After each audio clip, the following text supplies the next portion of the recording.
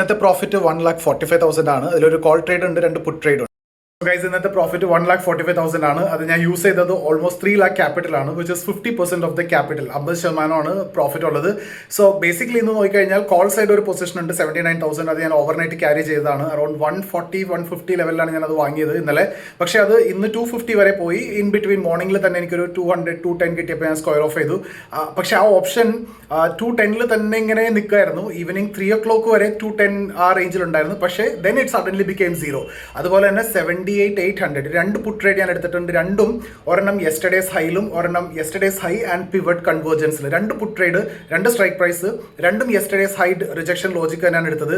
അതിൽ ഒരെണ്ണം 78,800 400 വരെ ട്രേഡ് ചെയ്തിട്ടുണ്ടായിരുന്നു ഒരു സമയത്ത്. പക്ഷെ അത് ഇവഞ്ച്വലി ബിക്കെയിം 0. രണ്ട് പുട്ട് സ്ട്രൈക്ക് പ്രൈസും 0 ആയി പോയി.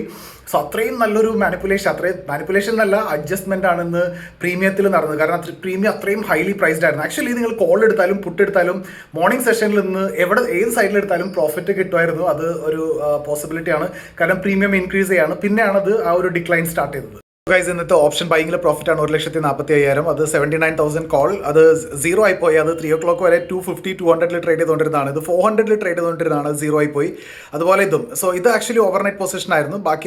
ബാക്കി രണ്ടും മോർണിംഗിൽ എടുത്തതാണ്. ഇതാണ് ഞാൻ ഓവർനൈറ്റ് ക്യാരി ചെയ്ത കോൾ. ഇതായിരുന്നു 79,000. ആൻഡ് പുട്ട് എടുക്കാൻ കാരണം ഈ ഒരു ലെവലിൽ വന്നു കഴിഞ്ഞപ്പോൾ ഇവിടെ ഒരു റിജക്ഷൻ നല്ല രീതിയിൽ ഇന്നലെ വന്നിരുന്നു. സോ ആ ഒരു റിജക്ഷൻ ഞാൻ ട്രൈ ചെയ്തു. അത് നിങ്ങൾക്ക് ലൈവ് ട്രേഡ് ആയിട്ട് തന്നെ ഞാൻ യൂട്യൂബിലും അപ്ലോഡ് ചെയ്തിട്ടുണ്ട്, അതുപോലെ തന്നെ ഇൻസ്റ്റയിലും അപ്ലോഡ് ചെയ്തിട്ടുണ്ട് ലൈവ് ട്രേഡ്. അത് മെന്ററിംഗ് പാർട്ടിസിപ്പൻസിന്റെ കൂടെ എടുത്തതാണ്.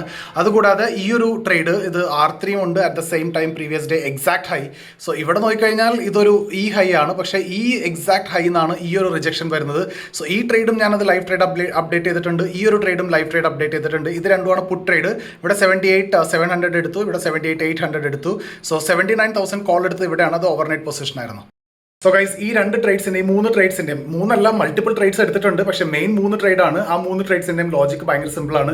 രണ്ട് പുട്ട് ട്രേഡ് നോക്കിക്കഴിഞ്ഞാൽ ഒരെണ്ണം യെസ്റ്റർഡേസ് ആ ഒരു വലിയ റിജക്ഷൻ വന്ന ലെവലിലും, രണ്ടാമതെന്ന് പറഞ്ഞു കഴിഞ്ഞാൽ yesterday high and the pivot R3 convert ചെയ്യുന്ന സോണിലുമാണ് ആ രണ്ട് ട്രേഡ് പുട്ട് എടുത്തേക്കുന്നത്. പക്ഷേ കോൾ ഓവർനൈറ്റ് ക്യാരി ചെയ്തേക്കുന്നതാണ്. അവിടെയാണ് കുറച്ച് അനാലിസിസ് വേണ്ടിയുള്ളത്. ബാക്കി രണ്ടും ഈസി ട്രേഡാണ്. യെസ്റ്റർഡേസ് ഹൈ റിജക്ഷൻ എക്സ്പെക്റ്റഡ്, അത് അവിടെ തന്നെ വരികയും ചെയ്തു.